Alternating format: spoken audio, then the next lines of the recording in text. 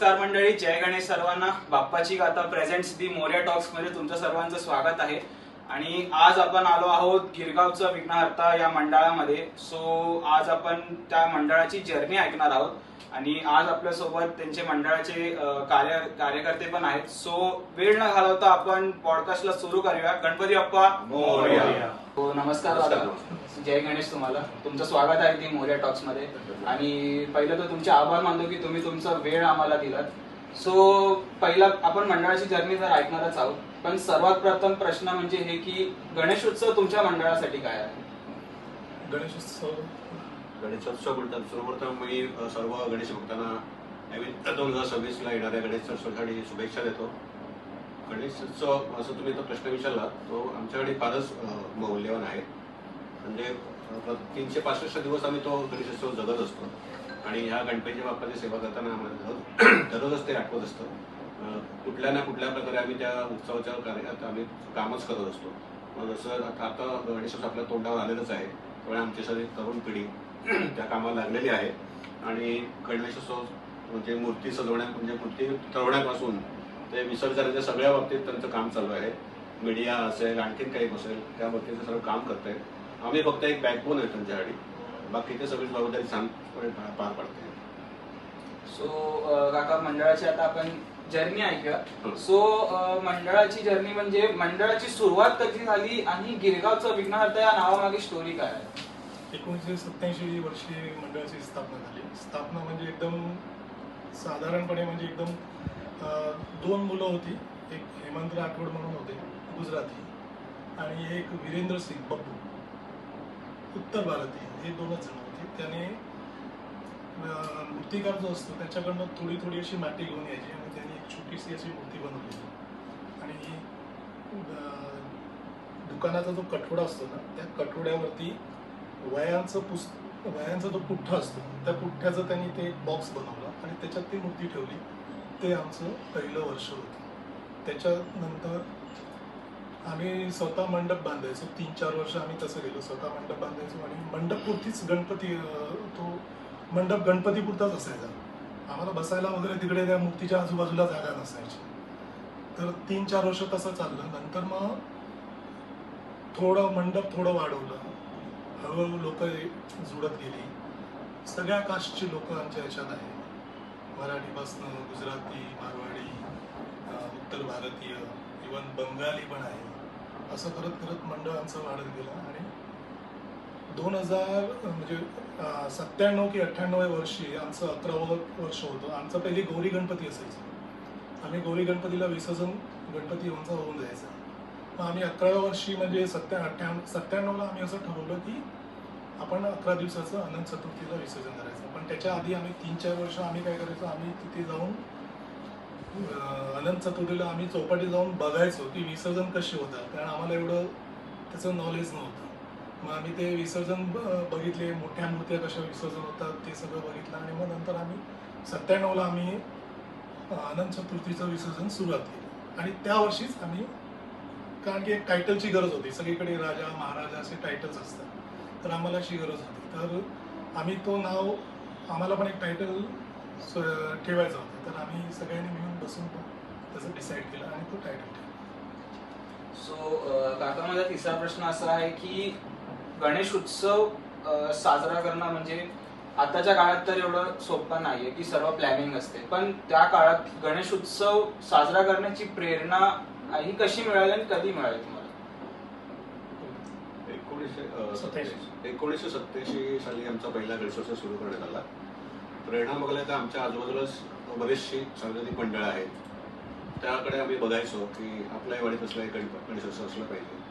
त्यामुळे हेच असं म्हटलं तर फाउंडर आहेत ते आत्ता माझ्या बाजूला मॅनेजर म्हणून असले ते, आणि यांची सगळी टीम होती त्यावेळेस की ती मुलं आता सगळी इथे तिथे बाहेरगावी आहेत, कोणी इकडे तिकडे. तर 1987 साली त्यांनी ती आता त्यांनी सांगितलं त्याप्रमाणे ते सुरू केलेलं आहे. नंतर आम्ही त्यात थोडे सुधारणा करत गेलो आणि मग आम्ही बघितलं की कसं मार्केटिंग असतं, कसं काय असतं, गणेश मूर्ती कशी बनवली पाहिजे, आपल्याला जर प्रसिद्धी मिळवायची असेल तर गणेशाची कुठल्या पद्धतीची उंची किती असावी, या सगळ्या ह्याचा आम्ही अभ्यास केला. आणि मग हळूहळू आम्ही ती मूर्ती, आणि आता आम्ही 22 फुटापर्यंत आलेलो आहोत. गिरगावात सध्या बघितलं तर आमच्या मंडळाचं तसं बऱ्यापैकी चांगलं नाव आहे. बाकीही ठिकाणी आमचं नाव आहे, आमचे मूर्तिकार चांगले आम्हाला मिळाले. त्यामुळे हा उत्सव अजून पुढे पुढे असा मोठा होत गेला आणि आता आम्ही काही चांगल्या स्टेज लावून थांबलेलो आहोत. आणि आता ह्या वर्षामध्ये 40वे वर्ष आहे, एक स्पेशल असेल. त्यावेळी तुम्हाला तर नक्कीच आम्ही तुम्हाला आमंत्रित करतोय की तुम्ही यावेळी यावं, आमच्या गणेशाचं दर्शन घ्यावं. एक वेगळा कन्सेप्ट घेऊन आम्ही येतोय आणि ते आम्ही तुम्हाला या गणेशोत्सवात नक्की दाखवू. तर काका, असं मंडळ असतात की म्हणजे असं मंडळ जर आपण चालू केलं तर मंडळामध्ये प्रॉब्लेम्स ते येणार. सो एवढ्या वर्षात मंडळामध्ये असं कधी कुठलाही प्रॉब्लेम किंवा इन्सिडेंट झालं नाही. तुम्ही अशा बोलले की आता चॅलेंजिंग झालंय, तसं नाही. आम्हाला स्टार्टिंगपासूनच चॅलेंजिंगच होतं. त्यावेळी फंड नव्हते, सगळे लोक लहान होते, शाळेत शिकणारी मुलं होती. ज्यांनी स्थापना केली ते त्यावेळी शाळेत होती. तर फंड जमा करणं एक चॅलेंजिंग होतं. जाहिराती, मंडळ रजिस्टर्ड नव्हतं, जाहिराती मिळणं, जाहिरातीशिवाय उत्सव होणं खूप कठीण आहे. वर्गणीवर उत्सव होत नव्हतं. तर ते सगळं हळूहळू आम्ही ते करत गेलो आणि त्यानंतर ते पुढे व्यवस्थित होत गेलं. पण अजून पण फंड, आपण जेवढे फंड जमा करतो तेवढे ते नेहमी कमीच पडतात. आपण कुठनं ना कुठनं आणतो आणि गेट्स लावायचे. सर्वात मोठं चॅलेंजिंग असं होतं की आम्ही पहिला जो गेट लावलेला तो एक पक्षाचा लावलेला, तर त्यामुळे दुसऱ्या पक्षाच्या लोकांना त्याचा प्रॉब्लेम झाला. पक्ष म्हणजे पॉलिटिकल पार्टीचा. तर त्या पहिल्याच वर्षी गेट लावला आणि पहिल्याच वर्षी आम्हाला त्याचं खूप त्रास झाला आणि खूप आजूबाजूच्या लोकांचा प्रॉब्लेम आला. ते धमक्या आल्या की तुम्ही हा गेट आता काढायचा. पण आम्ही सगळ्यांनी मिळून, आम्ही सगळं एकत्र येऊन आम्ही ते सगळ्यांना समजूत घातली की पक्षाशी आमचं एवढं काही महत्त्व नाही, आम्हाला मंडळाशी घेणं देणं आहे, फंड मंडळाला मिळतोय आणि त्या हिशोबाने आम्ही तो लावलेला आहे. ते एक सर्वात मोठं चॅलेंज होतं. आणि इंटरनल चॅलेंज आम्हाला कधी नव्हतं, कारण की आम्ही सगळे मिळूनच उत्सव करतो. आम्ही स्पेशली तुम्हाला सांगू शकतो, आमचं असं एक मंडळ आहे की तिकडे कुठलाही पद नाही आहे. कोणी असं अध्यक्ष नाही आहे, कोणी हे नाही आहे, कोणी कॅशियर नाही आहे. असं एक संपूर्ण कुटुंब आहे आमचे. म्हणजे मी सांगू नाही शकत की हा अध्यक्ष आहे की हा असं. सगळेच अध्यक्ष, सगळेच सभासद, सगळेच कार्यकर्ते, सगळेच तसं. आणि आमच्याकडे स्पेसिफिक असं आहे की महिलांचा सहभाग फार मोठा आहे आमच्याकडे. आमच्याकडे कार्यकर्ते फार कमी असल्यामुळे महिला आमच्या ज्या आहेत ना त्या आम्हाला फार म्हणजे पाठी उभे असतात काय. त्यामुळे हा सण पुढे आणखीन चांगल्या जोमाने आम्ही नेऊ शकतो. आणि असं जी तरुण पिढी येते तर एक्सलंट. तो दादा, आता माझा असा प्रश्न आहे की मंडळाला म्हणजे तुमच्या मंडळाला ही खरी ओळख कधी मिळाली? तर याचं उत्तर मी असं म्हणेन की 11व्या वर्षी आपण खरं टायटल दिलं गिरगावचा विघ्नहर्ता. पण त्याच्या मागे एक स्टोरी आहे ऍक्च्युली. आणि ह्या स्टोरी म्हणजे आय थिंक सगळीकडे असं सगळ्यांची श्रद्धा असते, प्रत्येकाला असं वाटत असतं की आपण गणपतीकडे बाप्पाकडे काहीतरी मागवा आणि तो आपल्याला देतो. तशीच एका प्रकारची एक नॉर्मल स्टोरी आहे. आमच्या इकडचे एक गृहस्थ आहेत ज्यांचं एक खूप मोठं ऍक्सिडेंट झालं होतं आणि त्यांनी असं आमच्या बाप्पाच्याकडे चरणी असं सांगितलं की बाप्पा माझं व्यवस्थित, त्यांच्या घरच्यांनी ऍक्च्युली सांगितलं, त्यांच्या मिसेसनी, की माझ्या मिस्टरांना ह्याच्यातून विघ्नातून व्यवस्थित बाहेर काढ. त्या विघ्नातून बाहेर काढल्यानंतर मी तुला माझ्या परीने मला जे जमेल ते मी तुझ्यासाठी अर्पण करीन. आणि त्यांचं ऑपरेशन वगैरे सगळं व्यवस्थितरित्या पार पडलं. आणि त्या लेडीनी आम्हाला येऊन सांगितलं की मी बाप्पाच्या चरणी असं असं मागणं घातलं होतं आणि ते बाप्पाने माझं ऐकलं. तो खरा वर्ष होता जेव्हा आम्हाला असं वाटलं की आपण विघ्नहर्ता हे टायटल देऊ शकतो. कारण का त्या व्यक्तीवरती जे विघ्न आलं होतं ते त्या बाप्पानी विघ्न ते दूर केलेलं आहे. मग त्या अनुषंगाने आम्ही ती पदवी दिली किंवा आम्ही तो टायटल दिला आमच्या विघ्नहर्ताला. आणि अशा अनेकशा स्टोरी त्याच्याबरोबर असोसिएटेड आहेत. म्हणजे अजून बरेच जणांनी असे हे केले, पण आम्हाला त्याचं आम्ही कधीच त्याचं असं कधी म्हणतात ना असं मार्केटिंग नाही केलं कुठल्या गोष्टीचं. बिकॉज जसं आम्ही म्हटलं आमचं मंडळ छोटे आहे, पण आम्ही त्या गोष्टीचा कधी असा दुरुपयोग नाही करून घेतला. कारण आम्हाला माहिती होतं की आम्हाला श्रद्धा महत्वाची आहे, आम्हाला गणपतीच्या बद्दल असणारं प्रेम महत्वाचं आहे. त्या अनुषंगाने आम्ही कधीच त्याचा वाव केला नाही. आम्ही फक्त जे घडलं त्यानुसार आम्ही गणपतीला टायटल दिलं. ह्याच्यामध्ये कुठेच आमचं असं नव्हतं की दुसरे मंडळ नाव देतात त्यामुळे आपण आपल्याला टायटल दिलं पाहिजे, असं कधीच नव्हतं. आमच्या मनात आलं की जर आपला बाप्पा काही जणांची विघ्न हरपू शकतो, आपल्या पोटाशी घालू शकतो, मग त्यामुळे आपण त्याला विघ्नहर्ता नाव तर सहज देऊ शकतो. आणि त्या अनुषंगाने आम्ही गिरगावचा विघ्नहर्ता असं नाव दिलं. सुरुवात झाली तिकडनं. हळूहळू आमचा गणपती बाप्पा जो 6 फुटाचा होता, 8 फुटाचा होता, मग 10 फुटाचा गेला, हळूहळू करून 16 फुटाचा आणि आत्ताच्या सध्याच्या परिस्थितीला आमचं 22 फुटाची मूर्ती आहे. जसं आम्ही म्हटलं, नक्कीच आम्ही म्हणू शकतो की आमच्याकडे कार्यकर्त्यांची एक संख्या एक बळ थोडंसं कमी असू शकतं, पण आमचा जो उत्साह आहे किंवा आमचा जो जल्लोष आहे तो कधीच आम्हाला कमी पडलेला नाही. आणि त्याचसोबत तेवढं असं असताना आमच्या बाप्पाने पण आम्हाला तेवढीच साथ दिलेली आहे. म्हणजे तो दरवर्षी आमच्याकडून व्यवस्थितरित्या विसर्जन करून घेतो. संख्या कमी असताना सुद्धा आमचं असं कधीच घडलेलं नाही की आम्ही कुठल्या अडचणीमध्ये अडकलोय. म्हणजे ही एक आमच्यासाठी म्हणताना एक शक्तीच आहे, एक बाप्पाचा एक आशीर्वादच आहे आमच्यासाठी की आम्ही कधीच कुठली गोष्टमध्ये अडकलो नाही. आम्हाला सहजरित्या एकदम म्हणजे कुठल्याच बाबतीत आम्हाला कधी कधी अडथळा नाही आला किंवा अडचण नाही आली. तर ही एक वैशिष्ट्य आहे आमच्या बाप्पाची की त्याच्याच ते म्हणतात ना की बाप्पाची सेवा केली की बाप्पा सगळं तसं घडवून आणतो आणि तसं आमच्या बाबतीत झालेलं आहे. सो ती एक आमच्या बाबतीत म्हणू शकतो की एक पॉझिटिव्ह वाईब आहे आमच्या मंडळासाठी की बाप्पाच आमचं सगळं तारून नेतो, सगळं आम्हाला पार पाडतो. तर आता जसं तुम्ही बोललात की विघ्नहर्ता तुमच्या मंडळामध्ये काय आता प्रॉब्लेम तर आले नाही, पण असं कधी कुठली घटना घडली जी विघ्नहर्ताने सांभाळून घेतली? नक्कीच. म्हणजे ह्या प्रश्नाला मी म्हणेन की असं एक सिच्युएशन आली होती आणि तेव्हाही आम्हाला कधीच अडथळा आला नाही किंवा अडचण आली नाही. म्हणजे गणपती आमचा नेहमी आम्ही लालबागवरून घेऊन यायचो, सुर्वेबंधूंची मूर्ती होती. तर तिकडनं येत असताना आमचा थोडा ट्रॉलीचा प्रॉब्लेम झाला होता आणि आमचा जो टायर होता तो थोडासा क्रॉस झाला होता. तर तुम्हाला माहिती असेल की चिंचपोळीचा अख्खा ब्रिज चढून गिरगावपर्यंत मूर्ती आणावी लागते. मग त्या केसमध्ये आमच्याकडे संख्याबळ कमी आहे, नो डाऊट. त्या मूर्तीला आम्ही कसं घेऊन आलो, 2 माणसं कंपल्सरी त्या टायरच्या जवळ उभी होती. जसा जो टायर फिरायचा तशी 2 माणसं त्या जोराने त्या ताकदीने तो टायर फिरवायची आणि असं करून करून आम्ही ती मूर्ती इथपर्यंत पोहोचवलेली. पण त्या ह्याच्यामध्ये कुठे विघ्न असं आलं नाही. ती अडचण होती, ती पण आमच्या बाप्पांनी सुखरूपपणे व्यवस्थितरित्या आम्हाला पार पडली. आमच्या म्हणतात ना की जे कार्यकर्ते होते त्यांची एनर्जी उलट डबल झाली होती. त्यांनी त्या जोमाने आगमनाच्या दिवशी तेवढा जोर लावला आणि ती मूर्ती आमची जी चिंचपोकळीला जी म्हणजे म्हणतात ना ट्रॉलीचा जो इश्यू झाला होता तो आम्हाला पूर्ण प्रवासामध्ये जाणवलाही नाही. तेवढ्याच जोमाने लोक इथे आल्यानंतर आगमनामध्ये नाचत होते, मजा करत होते. कारण का ऑब्व्हियसली गणपती ही एक म्हणजे म्हणतात ना एकदम टच, म्हणजे लोक प्रत्येक जण कनेक्ट करतो आणि जेव्हा तो बाप्पा आपल्याकडे येतो त्या आनंदाच्या भरात आपल्याला कुठलाही त्रास किंवा कुठलाही जोर किंवा काही असेल ना ते कधीच कमी पडू शकत नाही, असं माझं मत आहे. आणि त्यावेळेलाही असंच घडलं होतं की जो काय थकवा होता, काय होतं ते कार्य करताना जाणवलंही नाही. त्यांनी एकदम चांगल्या पद्धतीने आणि एकदम सुखरूपपणे आमच्या बाप्पाला आम्ही घेऊन आलो, त्याचं आगमन केलं. त्याची आमच्या इथे आम्ही आरती करतो गल्लीच्या नगर, ती आरती केली आणि जो आनंद होता सगळ्यांच्या चेहऱ्यावरती तो बघण्यासारखा होता. म्हणजे ते खूप प्रत्येक कार्यकर्ता त्या ह्याच्यामध्ये होता. काही जणांना म्हणजे अश्रू अनावर झाले होते, कारण का एवढा मोठा प्रवास म्हणजे तिकडे आम्ही 2-3 तासामध्ये येतो, तिकडे आम्हाला जवळजवळ 5 ते 6 तास लागले होते, नो डाऊट डबल लागले होते.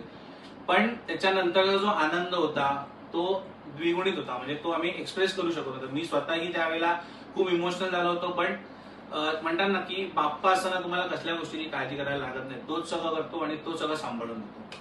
सो तो एक मुवमेंट मी म्हणेन की आमच्यासाठी एक चॅलेंजिंग होता, पण तोही आम्ही व्यवस्थितरित्या बाप्पाच्या कृपेने आम्ही तो पार पडलो. नक्कीच.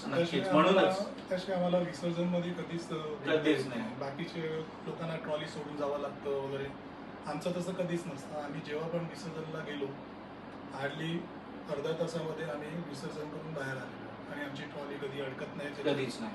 ती एकदम सुरळीत एकदम होऊन जाते आणि कोणाला लागणं वगैरे तसं कधीच होत नाही. एकदम एवढ्या 40 वर्ष झाली, आता 40वं वर्ष आहे, पण कधीच त्या विसर्जन मध्ये आम्हाला कधीच विघ्न येत नाही.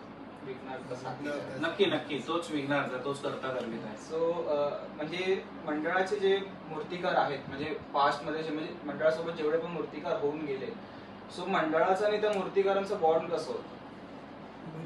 मूर्तिकारांचं असं होतं की पहिली आमची छोटी मूर्ती असायची 1.5 फूट 2 फूटची. तर आम्ही इकडनं लोकलमधनंच आम्ही इथे मुंबईमध्ये 4-5 कारखाने आहेत, आम्ही तिकडनं घेऊन यायचो.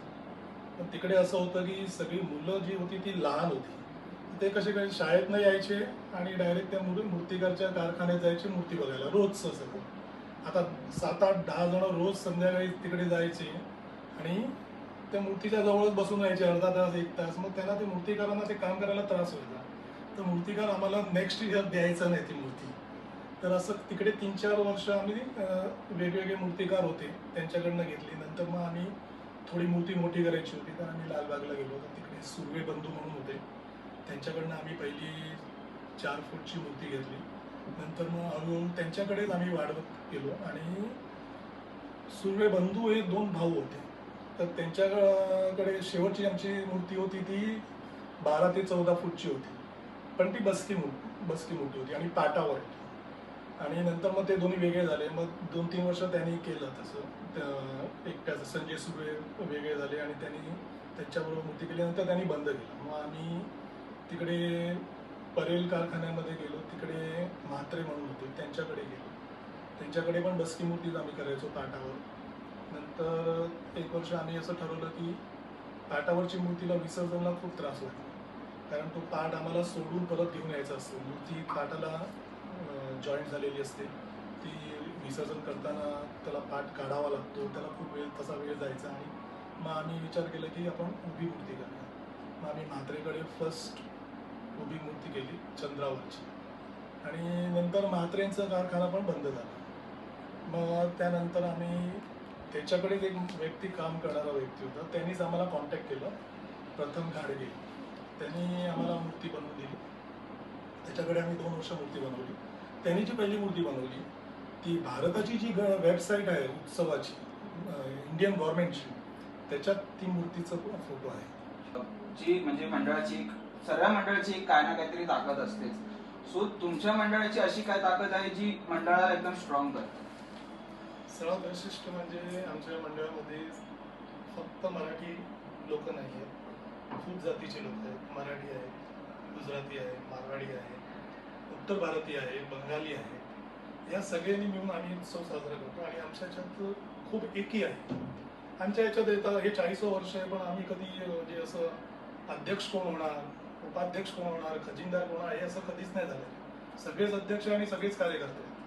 आम्ही असं कधी ठरवतच नाही. ज्याच्या हाती जे काम पडलं ते करायचं. तर आमचं खूप एकमेकांबरोबर समन्वय खूप चांगलं आहे. बॉन्डिंग चांगली आहे. आणि यांना इंट्रोड्यूस करतो. अजय मुणगेकर आहेत. गणपतीला कारखान्यातून सुखरूप मंडपात आणायचं आणि विसर्जनपर्यंत स्टेअरिंग हेच सांभाळतं गाडीचं. आणि कित्येक वर्ष हेच करतायत. तर ही आमची ताकद आहे की आम्ही म्हणजे आमच्या आतमध्ये कधी डिस्प्यूट होत नाही कधी कोणाचं. ज्याच्या हातात जे काम आलं जो त्यावेळी उभा आहे तोच ते काम करणार. असं नाही आहे की हे काम अध्यक्षाचं आहे तर तो येऊन करणार वगैरे असं नाही आहे. तो व्यक्ती तिथे उभा आहे. आणि आमच्याकडे महिला कार्यकर्ते आहेत ते पण खूप मेहनतीने काम करतात. सगळं मागचं काम जे गणपतीच्या मागचं काम असतं पूजेचं साहित्य आणणं, प्रसाद आणणं, प्रसादाचं साहित्य आणणं, ते सगळं काम आम्हाला न सांगता ते गणपती येण्याच्या आधीच करून सगळं व्यवस्थित करून ठेवलेलं असतं. येणाऱ्या जाणाऱ्या पाहुण्यांचं उडपोस करणं हे त्यांच्या हातात असतं. सगळं ते सगळं बघतात. त्याच्यामुळे आम्हाला जास्ती लक्ष घालायला लागत नाही त्याच्यामुळे. आणि म्हणजे आता तुम्ही बोललात की 2 वर्षापासून अनिकेत दादांकडनं तुम्ही मूर्ती आणतात. सो अनिकेत दादा आणि मंडळाची बॉन्डिंग कशी? अनिकेत कडे आम्ही प्रथम जेव्हा मागच्या वर्षी म्हणजे हा आमचा 2रा वर्ष आहे त्याच्याकडे. आणि मागच्या वर्षी त्यांच्याकडे गेलो तेव्हा त्यांनी मला विचारलं की ती स्टेअरिंग आणि ट्रॉली तुमची आहे का. त्याच्यावरनं त्यांच्याकडे बुकिंग तर झाल्या होत्या. त्यांची मला वाटतं 2-3 बुकिंगच राहिले होते. ते घेत पण नव्हते. पण त्यांना आम्ही त्यांच्या घरी जाऊन आम्ही त्यांना रिक्वेस्ट केली. त्यानंतर मग त्यांनी ती ट्रॉली बघून त्यांनी सांगितलं की नाही या ट्रॉलीवर माझा गणपती बसला पाहिजे, माझा बनवलेला गणपती. तर त्यांनी ती मूर्ती भेटली. त्यानंतर आमची बॉन्डिंग खूप चांगली झाली. म्हणजे कसं असतं आपण गणपती आणताना सहसा कसं असतं आपण गणपती आणताना थोडं कुठे का प्लास्टर वगैरे थोडंफार ते क्रॅक्स वगैरे काय येतात तर ते आपण नंतर मूर्तिकारला आपण जाऊन सांगतो ना ते टचअप वगैरे करायला. तर ते जनरली लोक येत नाही. कारण त्यांच्याकडे परत अजून दुसऱ्या मूर्त्या पण असतात ना काम करायला. तेच नाही. पण यांनी अनिकेतने स्वतःची 2 माणसं पाठवून जे काय टचअप राहिलं होतं वगैरे ते सगळं ते मंडपात येऊन त्यांनी फिनिशिंग खूप चांगल्या प्रमाणे फिनिशिंग करून दिलं. त्यामुळे आमच्या मूर्तीला ती गेटअप पण खूप चांगला आला आणि मागच्या वेळी प्रसिद्धी पण खूप भरपूर मिळाली. तर त्यामुळे यावर्षी पण आम्ही त्यांच्याकडे गेलो आणि त्यांनी ते ठरवलं. तर काका सर्वात मेन प्रश्न म्हणजे लोक जे आजकालचे विचार करतात की जे मंडळवाले आहेत ते धूमधडाक्यात आगमन करतात, गणेशोत्सव साजरा करतात, पण शेवटी विसर्जनच्या दिवशी तेच मंडळ किनाऱ्यावरती सोडून जातात मूर्त्या. तर मंडळांवरती काही दोष जातो, खूप लोक नावं ठेवतात मंडळांना. सो त्यामागे तुम्ही काय बोलतात? इतक्या वर्षात आम्ही आहे ना कधी पण आम्ही मूर्ती सोडून आलेलो नाही. आमचं वैशिष्ट्य आम्ही कसं ट्रॉलीवर गणपती खालती विसर्जन झालं एक तर आम्ही कधी विसर्जनात जाताना आम्ही फेस समोर ठेवतो जेणेकरून बाप्पांना तोंडावर पडू नये कारण की विसर्जन मागे असतं आपण जर उलटी घेऊन गेलो ना मूर्ती तर ती खेचताना ती तोंडावर पडते तर आम्ही उलटी घेऊन जातो जेणेकरून ती पाठावर जाणार आणि जेव्हा ते विसर्जन ट्रॉलीच्या आम्ही कमरेच्या वरतीपर्यंत घेऊन जातो ट्रॉली नंतर मग आम्ही ते नटबोल्ट उघडून विसर्जन जेव्हा मागे होते पाठावर गणपती जातो तो आम्ही ढकलून पाण्यात पुढे घेऊन आतमध्ये घेऊन जातो जेणेकरून तिकडे जाऊन पाहायला लागता कामा नये मूर्ती. म्हणजे इथेही आमच्या ट्रॉलीचा खूप महत्वाचा रोल येतो. त्याचं कारण असं की स्टेअरिंग असल्यामुळे आम्ही ती सहजपणे फिरवू शकतो. जसं मी म्हटलं की नॉर्मली तुम्ही बघाल तर लोक पुढून खेचतात आम्ही तसं नाही करत. आम्ही गणपतीची जी दिशा आहे ती चौपाटीच्या साईडला करतो जो फेस असतो गणपतीच्या साईडला आणि तशी आम्ही ती गणपती एका फोर्समध्ये घेऊन जातो. तिकडे आम्ही जोर अप्लाय करतो. गणपती आमचा जसं आम्ही पहिलं जसं शास्त्रानुसार गणपतीला पाणी लावायचं असतं तसं गणपतीच्या पायाला पाणी लावतो त्याच्यानंतर आम्ही गणपती खेचतो. ते नॉर्मली सगळेच करतात आणि त्यामध्ये कुठेच आम्हाला आजपर्यंत असं आढळलेलं नाही आम्ही कुठेच आमची ट्रॉली अडकलेली नाही. आमच्या बाप्पाचं विसर्जन सुखरूपपणे व्यवस्थित झालेलं अगदी चांगलं पाण्यामध्ये झालेलं. आमची मूर्ती कधीच तुम्हाला अशी किनाऱ्यावर दिसणार नाही. हे आमचं वैशिष्ट्य हा म्हणजे आम्ही ती मूर्ती जरी पाण्यात आली पाण्याच्या फ्लोनी आम्ही ती पुश करत करत ती आज जेवढी नेता येईल तेवढी आम्ही नेऊन सोडतो. आम्ही कधीच आमची किनाऱ्यावरती तुम्हाला मूर्ती दिसणार नाही. हे आमचं वैशिष्ट्य. सेकंडली जे आमचे ट्रॉलीचे जे टायर आहेत ना सगळ्यांचे ते हातगाडीचे टायर वगैरे असतात ते कसं असतं ओली माती आली की ते रुजून जातात मग ते आतमध्ये घेऊन जाऊ शकत नाही. आमचे टायर हवाचे ते फ्लोट होतात पाण्यात आणि ते फटाफट जाते ती आतमध्ये त्यामुळे त्याचा पण एक चांगला ऍडव्हान्टेज आहे. जसं मी तुम्हाला सांगतो आता आम्ही एक इंस्टाग्रामवर एखादी रील केली आमच्या ट्रॉलीची ती 1 मिलियन पेक्षा वरती त्याचे व्ह्यूअर्स झाले आणि आम्हाला असे खूप फोन पण येतात ते बघून की आम्हाला पण बनवायची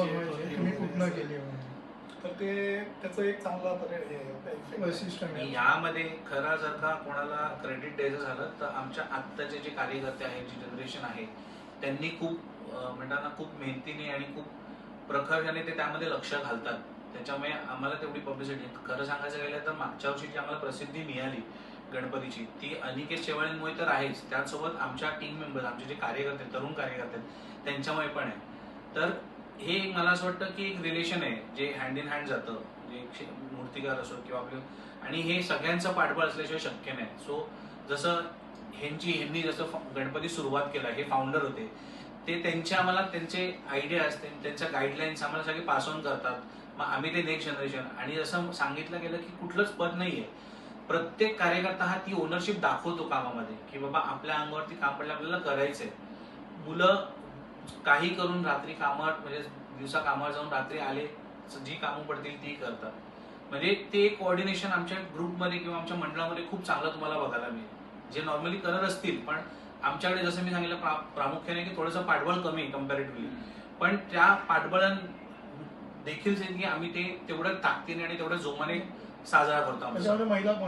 महिलांचा पण खूप म्हणजे घरातला गणपती सांभाळून सुद्धा वेळ देतात मंडळाला. मंडळाच्या कार्यक्रमामध्ये जे कोण मोठे पाहुणे येतात त्यांचं सगळं काही सत्कार समारंभ जे असतील ते सगळं करण्यामध्ये महिला मंडळ सशक्त आहेत आणि त्या असंच नाही की तेवढ्याच कामासाठी जसं सांगितलं गेलं प्रत्येक कामामध्ये म्हणजे विसर्जन करेपर्यंत ते असतात ट्रॉली बरोबर. विसर्जन करून झाल्यावरती सुद्धा ते पार ट्रॉली आमची इथे घेऊन येईपर्यंत त्यांचा पाठबळ असतो. त्यांची संख्या असते ते सामान सांभाळायचं आम्ही सगळे पाण्यात जातो तर ते सगळे तिकडे उभे राहून ते सगळ्यांचे कपडे सगळे सामान ते सगळं त्यांचं लक्ष ठेवतात. नंतर मग आम्ही जेव्हा ट्रॉली घेऊन येतो त्या ते ढकलायला पण असतात परत विसर्जन करून आल्यानंतर तर त्यांचा हातभार खूप असतो त्याच्यामुळेच तर एवढं आमचं उत्सव जोराने होतो. युनिट म्हणजे कोणाला काय प्रश्न विचारायची गरजच नाहीये सगळ्यांना माहितीये कोणाला काय करायचं एक्झॅक्टली. म्हणजे आम्हाला असं कोणाला सांगायची गरज नाहीये की तू हे काम कर त्याला जे दिसलं ना पुढे ते काम सुरू होतं आणि ते असं कोणाला पर्टिक्युलर दिलेलं काम नाही. कोणाला जो पण उभा असेल तो करणार. कोणाला सांगितलं कोण असं नाही बोलत नाही ज्याप्रमाणे त्याला करता येईल तेवढ्याप्रमाणे तो करतो. मेन प्रश्न म्हणजे यावर्षी गिरगावच्या विघ्नहर्तामध्ये नवीन काय बघायला भेटेल आम्हाला? नवीन म्हणजे कदाचित हे कोणीच असं विचार केलेला नसेल असं काहीतरी बघायला मिळेल. आणि प्रामुख्याने मी हे सांगेन की हल्ली एक नवीन ट्रेंड निघालाय की स्केच आर्टिस्ट स्केच तयार करून देतात आणि मग मंडळ पास करतं. आम्ही तसं नाही, आमच्या मंडळाच्या पोरांनीच एक स्वतःच्या कॉन्सेप्टनी ती मूर्ती समोर आणली.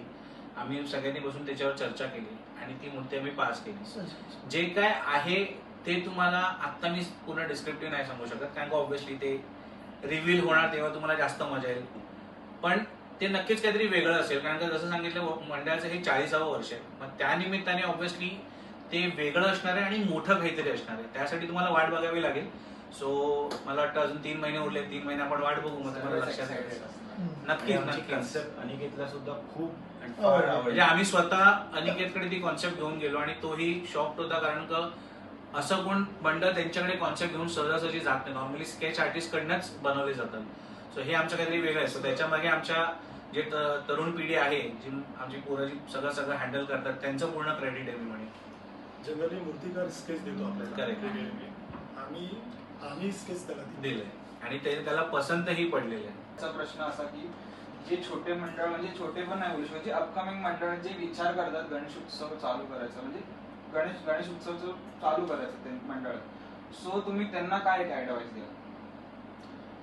माझं तर मत राहील की आत्ताच्या घडीला आपण जसं गणेशोत्सव साजरा होताना बघतोय, त्याच्यामध्ये सगळ्यात मोठं चॅलेंज आहे छोट्या मंडळांना फंड जमा करणं. सो तुम्हाला ग्रँड बनवण्यासाठी तुम्ही सगळ्या गोष्टी लार्ज स्केलवर करायची गरज नाहीये. जसं आमच्याकडे एक सिस्टम आहे. आम्ही कधीच जोपर्यंत आमच्या स्कोपमध्ये बसतं ना, त्या स्कोपमध्येच आम्ही खर्च करत आलो. आम्ही कधी अवाच्या सवा किंवा ग्रँड करायचं या हिशोबाने नाही. म्हणून कदाचित आम्हाला प्रसिद्धी कमी उशिरा मिळाली. कमी नाही मिळाली, उशिरा मिळाली. बाकीच्या मंडळांकडे मला कोणाचं नाव घ्यायचं नाहीये, पण त्यांच्याकडे फंड्स होते किंवा त्यांच्याकडे तेवढं म्हणतात ना एक बॅकग्राऊंड होता ज्याच्यामध्ये ते फंड जमा करत. पण ज्या छोट्या मंडळ जे सुरुवात करायच्या प्रयत्नात आहात, या लेवलला कधी सुरू करा की तुम्हाला ग्रँड करायचंय, कारण का थेंबे थेंबे पाणी साचे, बरोबर. त्या दृष्टिकोनाने तुम्ही सुरू करा. आता जर तुम्ही सुरुवात केली तर तुम्हाला पुढची काही वर्ष जे तुमची ग्रँड वर्ष असतील, रौप्य महोत्सवी वर्ष, सुवर्ण महोत्सवी वर्ष, ते तुम्हाला मोठे करता येतील. कारण झालंय असं आहे, सध्याच्या घडीला फंडिंग येणं खूप कमी झालंय. ज्यांचे काही ठराविक संबंध आहेत मार्केटिंगच्या एजन्सीजकडे, त्यांनाच ऍड्स मिळतात किंवा फंड मिळतात. बाकी छोट्या मंडळांना इझिली नाही मिळत. त्यांना फक्त आणि फक्त जे वर्गणी वगैरे आहेत त्यांच्याकडनं जमा करावी लागते. सो त्यामुळे एवढं डोक्यात ठेवून चालायचं आपल्याला की आपल्याला ग्रँड नाही करायचं, आपल्याला बाप्पाची सेवा कशी करता येईल, त्याची आराधना कशी करता येईल, त्यासाठी जे लागणारं महत्वाचं साहित्य आहे ते आपल्याला पूरक केलं पाहिजे, ना की आपण ग्रँड लेवलवरती करायच्या हिशोबाने विचार केला पाहिजे. सो माझं त्यांना हेच सल्ला राहील की आपण ग्रँड करण्याच्या ऐवजी सरळ साध्या पद्धतीने आणि गणपती बाप्पाची सेवा कशी करता येईल ह्या दृष्टिकोनाने ते 10 दिवस आपण घालवले पाहिजे. ते कॉम्पिटिशन पण त्या ह्याच्यामध्ये नको की बाबा यांनी असं केलं म्हणून म्हणून आम्ही आपण पण केलं पाहिजे वगैरे. असं तुम्ही त्या सणाची मजा घ्या, सण सगळ्यांना एक सोबत येऊन साजरा करा आणि तुलना करू नका. मजा करा, बाप्पाची सेवा करा, त्यातच सगळं आहे. सो दादा, खूप छान वाटली तुमच्या मंडळाची जर्नी ऐकून. आणि आमच्या आधी मोर्या टॉक्स मध्ये एक छोटासा गेम आहे, 1 वर्ड फॉर, ज्यात मी 5 मंडळांची नावं बोलीन, त्याच्यावरती तुम्हाला 1 वर्ड मध्ये डिस्क्राईब करायचं मंडळ. तुम्ही तयार आहात? सो पहिला म्हणजे गिरगावचा राजा, पर्यावरणाचा राजा. दुसरा डोंगरीचा राजा, राजेशाही थाट. तिसरा म्हणजे फोर्टचा राजा, ओरा बोलू शकतो. आणि चौथा म्हणजे परेचा लंबोदर, युनिक. आणि लास्टला म्हणजे तुमचं गिरगावचा विघ्नहर्ता. सर्वस्व सगळंच काही. हो दादा, खूप छान वाटलं तुमच्या मंडळाची जर्नी ऐकून. एक इन्स्पायरिंग स्टोरी असेल प्रत्येक मंडळासाठी. सो आजचा सुंदर संवाद इकडेच संपतो. पुन्हा भेटूया एका नवीन मंडळासोबत दी मोर्या टॉक्स मध्ये. जर तुम्हाला व्हिडिओ आवडला असेल तर लाईक, शेअर, सबस्क्राईब करा आणि कॉमेंट मध्ये नक्की सांगा की पुढचा मंडळ कुठला पाहिजे. तोपर्यंत गणपती बाप्पा मोरया.